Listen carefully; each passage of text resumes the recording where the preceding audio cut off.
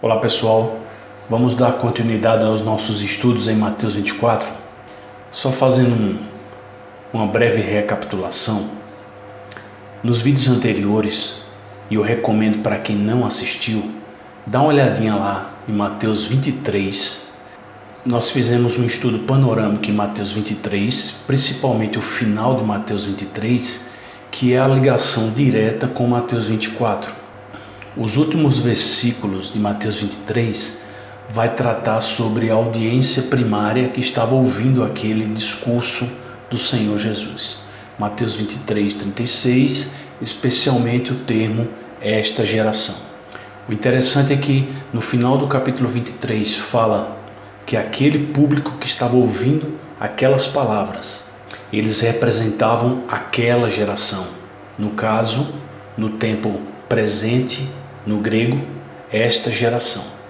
Para um entendimento melhor da escatologia preterista, especialmente Mateus 24, o entendimento de Mateus 23 é muito importante, claro, pelo conjunto do contexto, e algo muito importante é esse entendimento sobre vinda, que precisamos rever e precisamos ter um vídeo só para isto. Só para tratar sobre esta vinda. Quais são os tipos de vinda? Desde o Antigo Testamento, o termo vinda no Antigo Testamento e o termo vinda no Novo Testamento. Quantos tipos de interpretações podemos ter a partir desse entendimento, a vinda do Senhor? A vinda do Senhor é somente a vinda física, a segunda vinda, para o juízo final, ou outro tipo de vinda? Foi o que nós vimos um pouco nos estudos em Mateus 23 e Mateus 24, ok? Lembrando que vocês podem baixar o e-book gratuitamente, tá aqui o link na descrição, vocês dêem uma conferida, podem baixar, fazer seus estudos com tranquilidade, tá certo? Em Mateus 23 tem um contexto muito importante que é sobre a afirmação do Senhor sobre a destruição do templo. Isso é muito importante para o entendimento maior da passagem e não simplesmente isolar um texto. Aí começamos a ver no vídeo anterior dois tópicos muito importantes em Mateus 24. O significado do fim dos tempos, os últimos dias, e sobre os falsos cristos, verso 4 de Mateus 24 e também o verso 11 do mesmo capítulo. Iremos ver na sequência guerras e rumores de guerra, versículo 6, fomes e terremotos, verso 7, perseguição, verso 9, apostasia, verso 10, verso 11 nós já vimos, são os falsos cristos. Verso 13, a perseverança neste contexto, perseverança neste contexto. Verso 14, o evangelho do reino pregado em todo o mundo. E depois, lá na frente, versos 15 e 16, sobre o abominável da desolação e a fuga para os montes. No verso 16. A partir dos versículos de 20 em diante, nós vamos ver que esse contexto histórico, que muitos foram levados em cativeiro, muitos tornaram-se escravos, e imediatamente a esse contexto de escravidão, nós temos no verso 21 a grande tribulação, o verso 22 os dias abreviados, o verso 23, os falsos messias, é similar ao verso 11 dos falsos cristos. O verso 27, como um relâmpago. O verso 28, o cadáver e os abutres. O verso 29, sol, lua, estrelas. E os montes sendo sacudidos ou movidos. O verso 30, as tribos da terra se lamentando. Ainda no verso 30, o sinal do Filho do Homem. Ainda no verso 30 também, a vinda nas nuvens, nós vamos examinar esses dois termos, vindo nas nuvens e descendo. No final de Mateus 24, nós vamos encontrar assuntos como anjos, trombetas, a reunião dos eleitos. Haverá também o entendimento sobre o remanescente. E chegando mais próximo do final, temos a ilustração da figueira, o que simboliza a figueira, e o fechamento. Isso é que é interessante. Tanto a abertura quanto o fechamento são pontos altamente conectados com abertura e final coerente, porque diz no verso 34: não passará esta geração sem que todas estas coisas aconteçam. Mateus 24 tem que ser tratado passo a passo, com muito cuidado, porque Mateus 24 é o grande divisor de águas, é o grande divisor de interpretações escatológicas.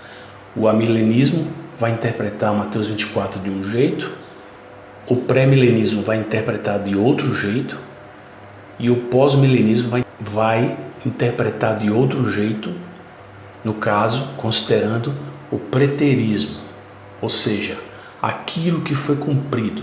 Se foi cumprido todas as coisas que estão em Mateus 24, ou se parte das profecias foram cumpridas e outras não. Isso é o que iremos ver em Mateus 24, versículo por versículo. Dos versos 39 ao 42, já após a ilustração da figueira, nós temos sobre o arrebatamento.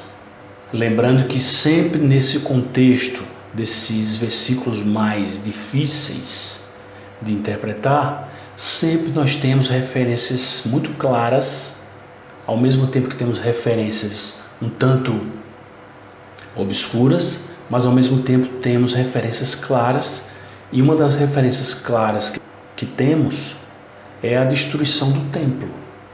A destruição do templo foi um fato histórico e foi um fato bíblico relatado na profecia do Senhor.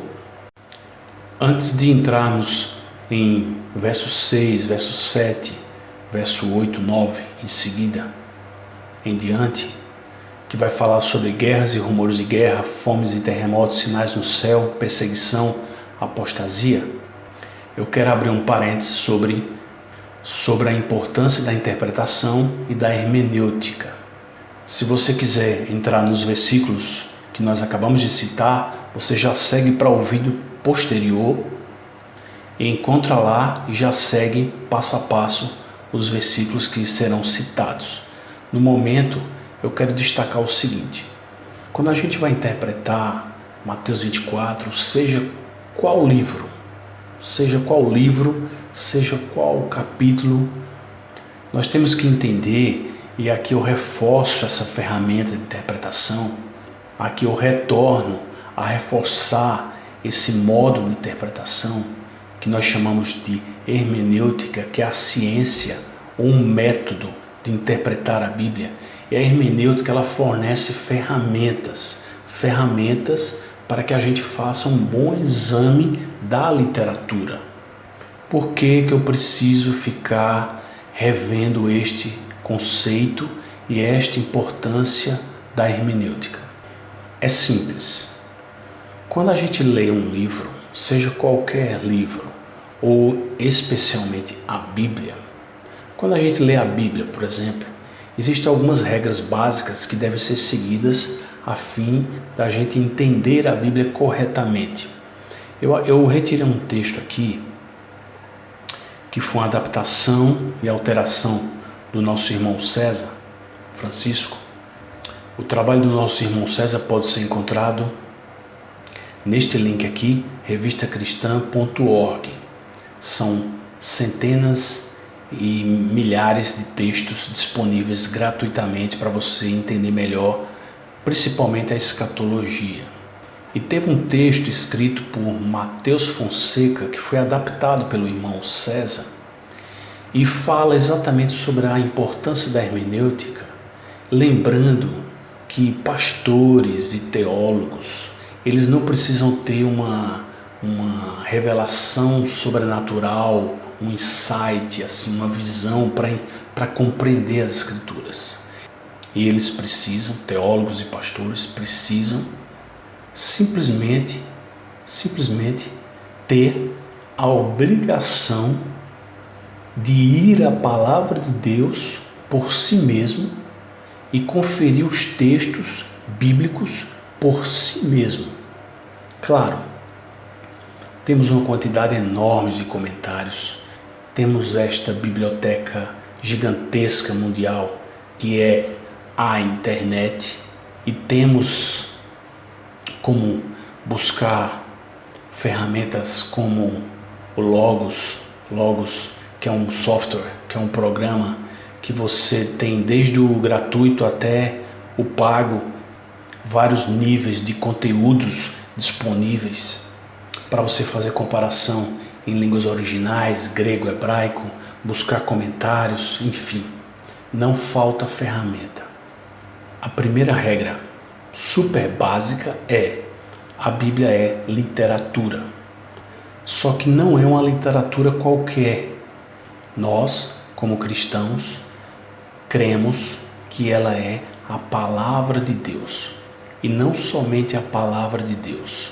Por ser a palavra de Deus, ela é infalível. Se você não parte desse pressuposto, que a Bíblia é a palavra de Deus e ela é infalível, não tem necessidade de estudar a Bíblia, ou você pode interpretar do jeito que você quiser. Mas a partir do momento que nós compreendemos que ela é a palavra de Deus e ela é infalível, isso faz toda a diferença.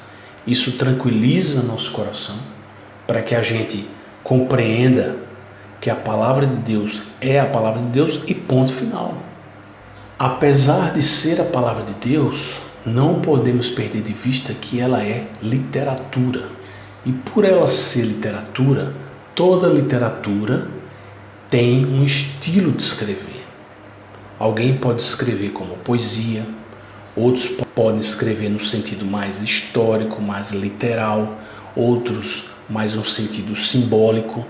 No caso, Apocalipse é um estilo chamado estilo apocalíptico, não é estilo apocalíptico porque faz previsões fantasiosas para o futuro, e sim porque faz na literatura, em termos literários, um uso, podemos até chamar de excessivo, um uso excessivo de símbolos e de narrativas dramáticas.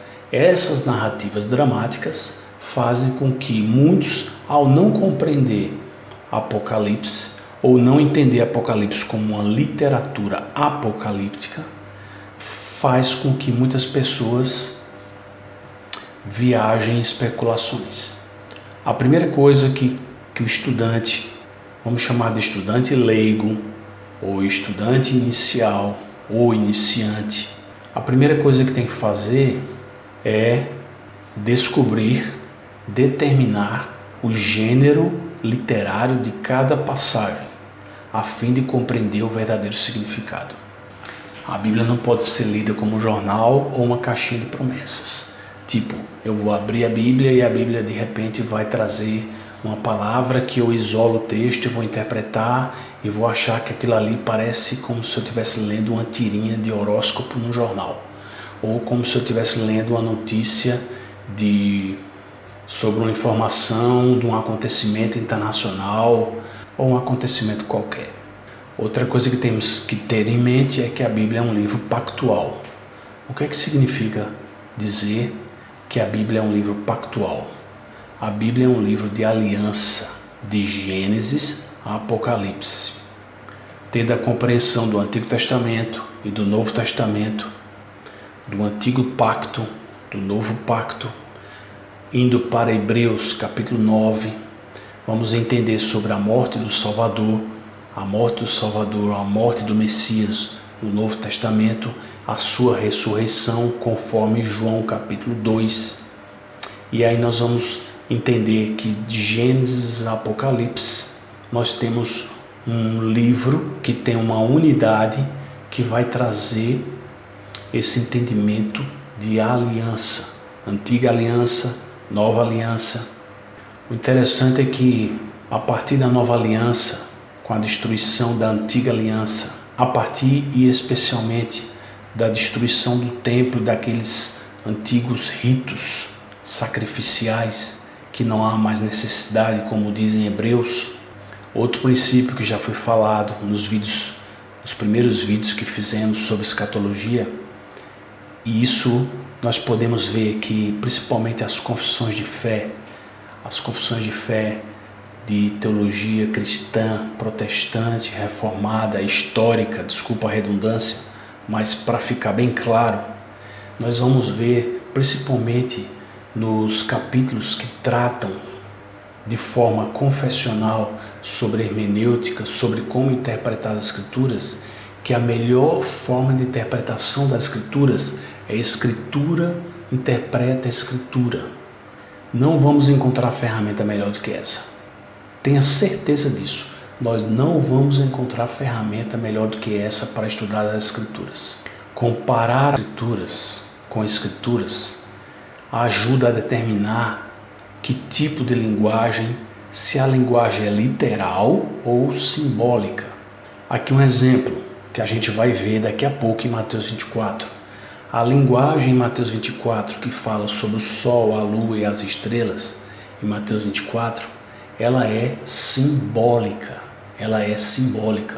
E muitas vezes é perceptível, é comum que pessoas fiquem literalmente olhando para o céu esperando sinais, ou fique buscando sinais de guerras, rumores de guerras, sinais nos céus e outras coisas do tipo. Por que podemos dizer que essa linguagem de sol, lua, estrelas, por exemplo, já que estamos fazendo uma pausa em Mateus 24, mas ao mesmo tempo tentando entender melhor como se interpreta as Escrituras, porque essa linguagem nós podemos dizer que é simbólica? Porque na própria Escritura, em outras partes, vai mostrar exatamente isso. Em outras partes da Bíblia, esses termos são usados como simbólicos. E por que não em Mateus 24? Por isso, a ênfase preterista, não preterismo total, preterismo parcial. É muito importante entendermos isso. Duas coisas importantes que eu já estou devendo a vocês é estudar sobre a vinda, sobre os aspectos do que significa a vinda do Senhor, não somente a vinda física e literal, mas também vinda em juízo e outros tipos de vinda. Nós vamos ver isso em um vídeo especial, estou devendo esse vídeo a vocês. E também precisamos ter um vídeo, precisamos fazer um estudo à parte para entender o que é passado cumprido, no caso, o preterismo, e aí entramos, e eu preciso esclarecer melhor isso, sobre o preterismo parcial e o preterismo total. Então, essas duas coisas, se Deus permitir, eu quero apresentar para vocês em vídeos exclusivos. Ainda no assunto Escritura interpreta Escritura, esta regra, ela permite que a Bíblia defina os termos e não simplesmente termos a liberdade do livre exame para que a gente interprete como quiser. Temos que cavar, temos que buscar, temos que garimpar, e nesta garimpagem temos que deixar que a Bíblia esclareça o que a Bíblia está dizendo. Se eu tenho lá em Mateus 24 linguagens simbólicas como lua, sol, estrelas, e eu sei que em outras passagens no Antigo Testamento temos referências a isso como simbólico, por que eu vou interpretar literalmente em Mateus 24? Qual o motivo disso? Eu não tenho esta autonomia. Você não tem esta autonomia. Outro ponto muito importante é sobre a audiência. A audiência é importante. A audiência é relevante. Nada da Bíblia foi escrita diretamente para nós, audiência secundária. Ela foi escrita especialmente, primariamente, para a primeira audiência. Tudo que foi escrito para nós, como igreja, em todas as gerações, mas não diretamente para nós, e sim secundariamente. Por exemplo, quando João escreveu o Apocalipse, ele estava escrevendo para as 7 igrejas da Ásia, as 7 igrejas históricas, geograficamente instaladas em uma região na antiguidade. João não estava escrevendo para cristãos da América do século 21, apesar de podermos extrair conhecimento, extrair ensinamentos importantes como esperança, perseverança e outros assuntos, mas não exatamente como aquele aviso inicial que foi cumprido para aquelas igrejas. Tudo que foi falado sobre aquelas igrejas, se você realmente começar a examinar ou já examinou, você vai perceber que tudo aquilo que foi falado já aconteceu com aquelas igrejas. Inclusive, essas igrejas não existem mais. E há uma referência em Apocalipse que o candeeiro, a luz, seria retirada, ou os candeeiros seriam retirados daquela igreja se aquelas igrejas não se arrependessem. E hoje essas igrejas, o local dessas igrejas faz parte da região da Turquia, hoje, século 21, e não há mais estas igrejas, não há mais. O candeeiro foi retirado. O candeeiro, simbolicamente representando a presença do Evangelho, a presença da palavra do Senhor. Podemos deduzir que há missionários cristãos em toda parte do mundo e há missionários cristãos também em regiões mais fechadas, mas não há mais uma igreja florescente, não há mais uma igreja crescente nessas regiões, podendo voltar a ter essas igrejas nessas regiões. Mas o momento, século 21, ainda não. Nesta década do século 21, ainda não. Se iremos ter um retorno dessas igrejas para aquela região, não sabemos no momento. Levando em consideração o termo literatura. Ao pesquisar, nós vamos entender que quando lemos as epístolas, as cartas no Novo Testamento, estamos lendo literalmente uma carta de uma pessoa escrita para outras pessoas ou para outra pessoa. No caso, às vezes é um destinatário, um remetente, um destinatário, e esse destinatário teve a incumbência de levar a carta às igrejas destinadas, levando em consideração que o público original leu diretamente aquelas cartas ou aqueles livros, e eles não leram como nós temos hoje um livro impresso por uma editora, um livro completo de capa preta, com vários livros, com todos os livros do Novo Testamento e do Antigo Testamento. Eles não liam dessa forma. Eles recebiam as cartas apostólicas, no caso, e ao lerem essas cartas, eles tinham o significado daquelas cartas para eles, primariamente, secundariamente para nós e todas as gerações da igreja. Na busca hermenêutica, temos que buscar compreender como foi, temos que tentar nos aproximar como aquele público recebeu aquela carta, aquele escrito, aquele texto, aquele livro, como aquele público recebeu e como eles entenderam, como eles leram, levando em consideração o ponto de vista histórico deles. Podemos concluir que devemos ler a Bíblia através de um ponto de vista do Antigo Oriente e não com os olhos modernos do século XXI. Isso é fundamental. Outro ponto de vista que temos que levar em consideração é a cultura deles, e nós temos uma cultura totalmente diferente. Nós temos uma cultura ocidental, contemporânea, pós-moderna, e eles estavam na antiguidade, naquela cultura oriental. Outro fator importante é que a Bíblia deve ser lida através de uma mente ou de uma lente hebraica. Hebraica no sentido de compreender a aliança, a antiga aliança e a nova aliança.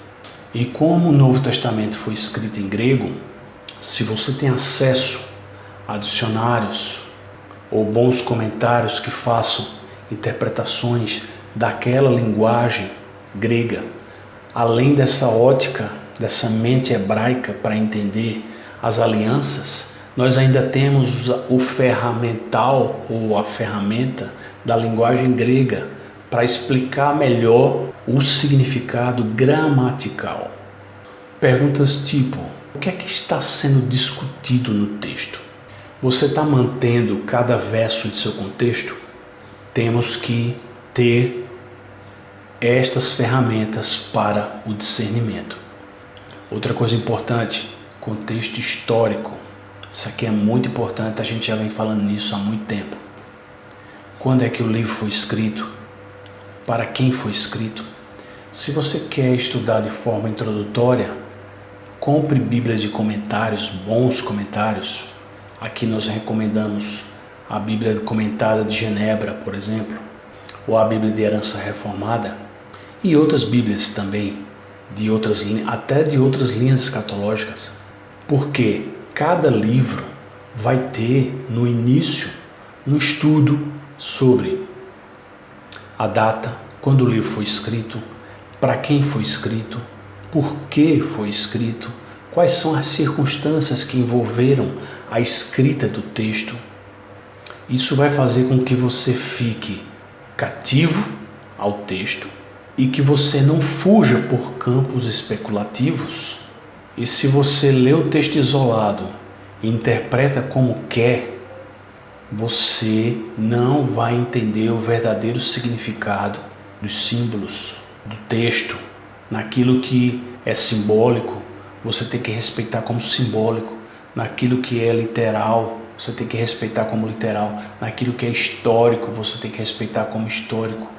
Senão você vai cair em interpretações diversas e errôneas. Aqui algo importante a ser levado em consideração é principalmente Apocalipse. Apocalipse é uma literatura altamente simbólica. Se você perder de vista esses símbolos e se você não busca quais são os significados desses símbolos na própria escritura, você corre um grande risco de especulações futuristas e de ficções, de fantasias. Não é uma tarefa fácil, mas nós temos muitos recursos. Nós temos mestres que o próprio Espírito Santo deu à igreja através de gerações. Nós podemos encontrar boa teologia desde o primeiro século. Imagine o que Deus já deu à sua igreja através de 20 séculos.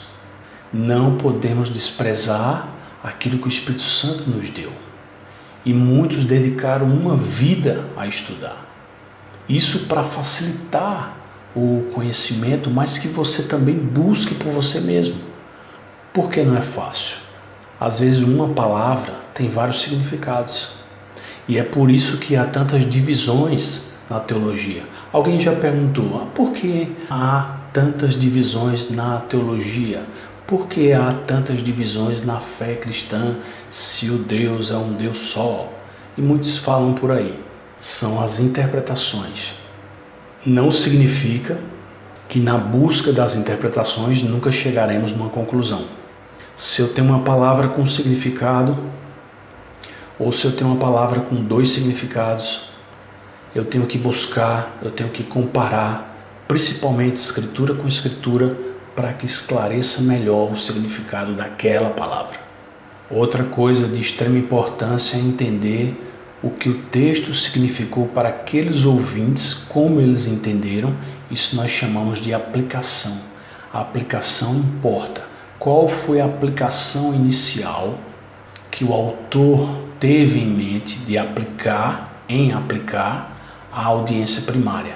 Essa aplicação nós precisamos hoje buscar qual foi aquela aplicação feita para a audiência primária. Qual foi o ensinamento principal? O que é que aquele texto ensina? O que é que aquela carta ensina? O que é que ela corrigiu aquele público inicial e que ela pode me ajudar e me corrigir? Ou corrigir a geração atual? Ou corrigir todas as gerações da igreja? Ela vai trazer consolo, ela vai trazer esperança, ela vai trazer condenação às heresias, ela vai trazer fé. Em outras palavras, o que é que o Espírito Santo quis dizer?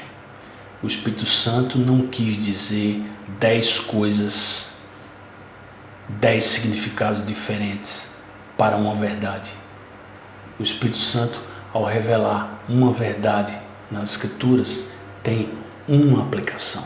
Se aquela aplicação, por exemplo, ela é de consolo, ela será sempre de consolo e não de outra coisa.